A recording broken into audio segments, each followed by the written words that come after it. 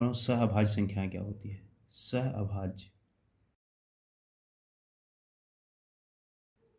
सहअभाज्य संख्याएं इसे बोलते हैं को प्राइम। क्या होता है? को प्राइम। जैसे दिया हुआ है 4 और 5, ये दो नंबर का सेट है। दो नंबर का सेट है और दोनों नंबर का जो सेट है, यदि दोनों का HCF महत्तम समापवर्तक 1 होता है तो ये जो संख्या का सेट है इसे क्या बोलते हैं? सहअभाज्य। तो कैसे निकालते हैं? ऐसे देखिए 4 है, 4 का अगर हम फैक्टर करेंगे, गुणनखंड करेंगे तो 2 2 जा 4 और 1 जा 5 का करेंगे 5 1 जा। तो इसका इसमें क्या कॉमन है बच्चों?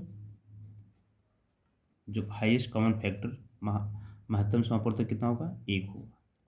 तो 1 के अलावा कोई नंबर कॉमन है नहीं। इसका मतलब ये जो नंबर है, ये जो दो नंबर का सेट है, इसका जो HCF है कितना आ रहा है? 1 आ रहा है। तो ये संख्या क्या होगी? सहअभाज्य होगी। मैं बात करता हूँ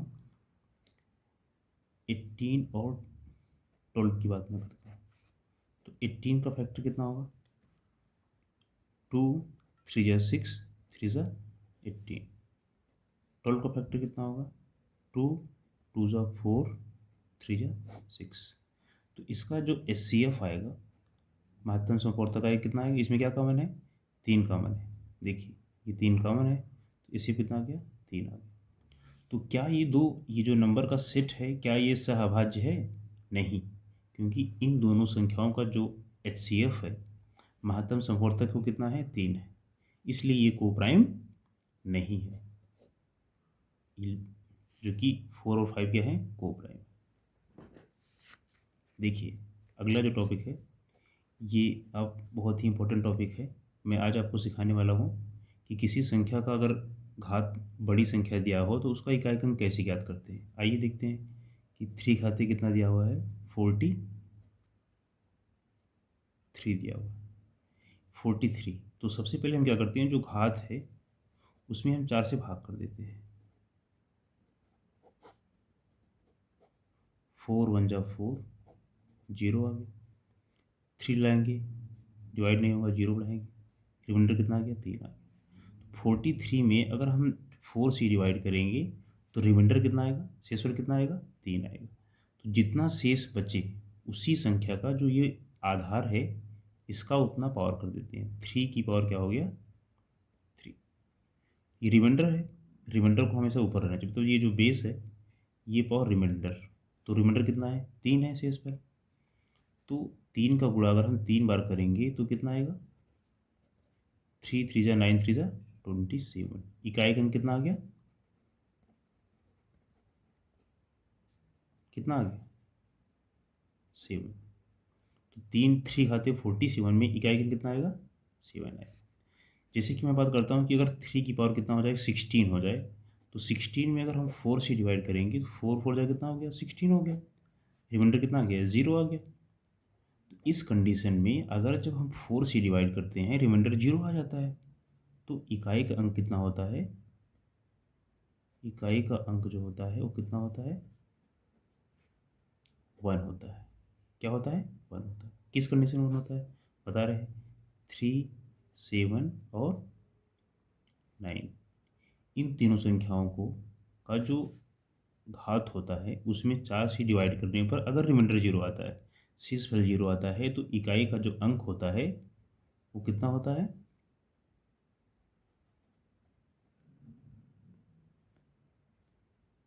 वो 1 होता है। जबकि जो सम संख्या होता है 2 4 6 8, जिसे आप इवन नंबर बोलते हैं, तो इस कंडीशन में अगर हम, जैसे कि दिया हुआ है कि 6 पावर कितना दिया हुआ है? 20 दिया हुआ है। तो 20 में अगर हम 4 से डिवाइड करेंगे, 4 5 से कितना हो गया? 20 हो गया। तो क्या हो गया? रिमाइंडर 0 आ गया। तो इस कंडीशन में जो यूनिट डिजिट होता है, इकाई का अंक होता है, वो कितना होता है? 6 होता है। कितना होता है? 6 होता है। याद रखिएगा। 6 क्यों होता है?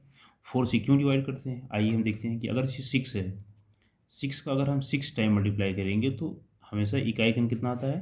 6 आता है। देखिए आप, 6 6 कितना हो गया? 36 हो गया। 6 6 कितना हो गया? 36 हो गया।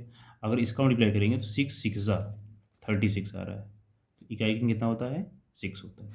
अगर 3 है, अगर 3 का हम 4 टाइम मल्टीप्लाई करेंगे, 3 3 ज़ा 9, 3 ज़ा 27, 3 ज़ा 81 आ रहा है, इकाई का कितना आ रहा है 1 आ रहा है।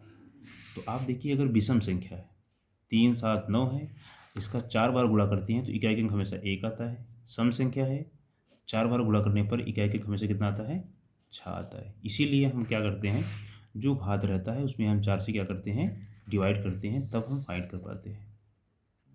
ठीक है, इसके अलावा अगर एग्ज़ाम में आ जाए कि 325 मल्टीप्लाई 978 मल्टीप्लाई 738 का इकाई का अंक क्या है, तो कैसे याद करते हैं। ये जो संख्याएं हैं इनमें जो यूनिट डिजिट है, इकाई का अंक है, सबका गुणा कर लेते हैं। 5 गुणे 8 गुणे 8, 8 है 64, 5 गुणे कितना हो गया 64 हो गया। फिर 5 का गुणा करेंगे इकाई का अंक, 5 4 कितना हो गया 20 आ गया, तो इकाई का कितना हो गया 0 हो गया। तो पहले संख्याओं का गुणा करने पर जो आंसर आए उसका जो यूनिट डिजिट होता है वही क्या होता है उसका आंसर आता है, वही इकाई का अंक होता है। इस तरीके से अगर प्रोडक्ट में है तो इस तरीके से हम क्या करते हैं इकाई का अंक फाइंड कर लेते हैं। जैसे नेक्स्ट दिया हुआ है 7 2 3 मल्टीप्लाई 2 5 4 मल्टीप्लाई 2 1 7, तो इकाई का अंक करने के लिए सारे इकाई के अंक को हम गुणा कर लेते हैं। 3 मल्टीप्लाई 4 मल्टीप्लाई 7, 3 4 12 मल्टीप्लाई 7, 12 7 या कितना हो गया 84, तो यूनिट डिजिट कितना हो गया 4 हो गया। इस तरीके से हम यूनिट डिजिट को फाइंड करते हैं।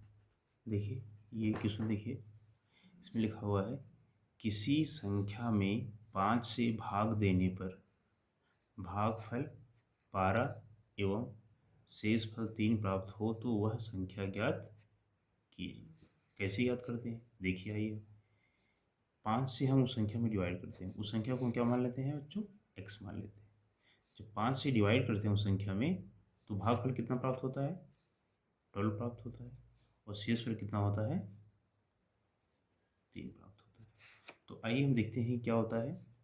पहले ये होता है भाजक, भाजक हो गया, जिसमें डिवाइड करते हैं उसे क्या बोलते हैं भाज्य, जो जाएगा उसे बोलते हैं भागफल, और नीचे क्या होता है शेषफल, इसे बोलते हैं डिवाइजर, डिविडेंड, क्वोशिएंट और रिमाइंडर। इस तरीके से करते हैं। तो इसका मल्टीप्लाई इसमें करते हैं, भाजक मल्टीप्लाई किसमें करेंगे भाजक गुणे भागफल प्लस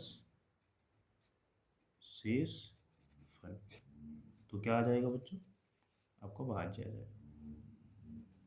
तो आप यहाँ देख रहे हैं भाजक कितना है 5 है, 5 गुणे भागफल कितना है 12 है, और शेषफल कितना है 3। तो ये हो गया 12 पंजे कितना हो गया 60 हो गया, 12 5 कितना हो गया 60 प्लस 3, तो आंसर कितना आ जाएगा 63। इस तरीके से हम फाइंड कर लेते हैं कि इस टाइप अगर क्वेश्चन एग्जाम में आता है तो आप जो है इस फार्मूले को अप्लाई करके फाइंड कर सकते हैं। देखिए अब नेक्स्ट कॉन्सेप्ट क्या है, जैसे संख्या दिया हुआ है 17.15 माइनस 15.15 दिया हुआ है, कह रहा है कि 17 पॉइंट कितना है 15 और माइनस 15.15 है, ये संख्या किससे डिवाइड होगा। तो आप यहाँ देख लीजिए कि अगर ये संख्या कोई भी संख्या है, इसकी जो पावर है इसमें कोई भी नंबर दिया हुआ है, कोई भी नंबर रहेगा, तो ये संख्या हमेशा क्या होती है 17 माइनस 15 से क्या होती है डिवाइड होती है। इट मीन्स 17 माइनस 15 कितना आ गया 2। ये संख्या जो है हमेशा क्या होती है ये माइनस है, जैसे कि दिया हुआ है कि x power n minus y power n, तो ये संख्या हमेशा x माइनस 1 से क्या होगी x माइनस वाई से डिवाइड होगा, अगर जब n क्या होता है एक विषम संख्या होती है या ऑड नंबर होता है। इसको याद रखिए, एग्जाम में पूछा जाता है कि ऐसे दिया रहेगा, पूछेगा कि इस संख्या किससे डिवाइड है, तो हमेशा जान लीजिए इसके माइनस से डिवाइड होता है जब ये क्या होता है विषम संख्या होता है। लेकिन अगर ये कंडीशन चेंज हो जाती है, जैसे अगर 17 पावर कितना है 16 है, माइनस 15 पावर क्या है 16 है, तो अगर ये हमेशा 17 माइनस 15 से तो डिवाइड होगा ही होगा। अगर ये विषम संख्या है तो ये संख्या जो है 17 प्लस 15 से भी क्या होती है, डिवाइड होती है। अगर ये क्या है, सम संख्या है, क्या है, सम संख्या है, जिसे आप बोलते हैं कि इवन नंबर है, तो हमेशा जो है ये प्लस से डिवाइड होती है। इवन नंबर रहेगा तो प्लस से डिवाइड होगा, लेकिन माइनस से हमेशा क्या होती है, नंबर डिवाइड होती है। मीन्स 2 से डिवाइड तो होगा ही होगा। इसके अलावा जो है 7 और 5 कितना हो गया, 12 हो गया, 1 1 2 3, 32 से भी क्या होगी, ये नंबर डिवाइड होगी। इसको याद रखिएगा, बहुत इंपॉर्टेंट टॉपिक है। इसके अलावा अगर जिसे दिया हुआ है 17 पावर क्या है, 17 पावर 17 दिया हुआ है, प्लस 15 पावर 17 दिया हुआ है। ये जो नंबर दिया हुआ है, इसको कोई भी हम ऑड नंबर ले लेते हैं, तो ये नंबर हमेशा क्या होता है, ये 17 प्लस 15 से डिवाइड होगा जब n क्या होता है, विषम संख्या होती है, प्लस से डिवाइड होता है। ये कॉन्सेप्ट आप याद रखिएगा कि इस टाइप के भी एग्ज़ाम में क्वेश्चन आते हैं। तो आज का लेक्चर जो है यहीं तक हम करते हैं, फिर नेक्स्ट लेक्चर हम और इम्पोर्टेंट टॉपिक आपको लेकर के आएंगे। आप मन से इसको पढ़िए।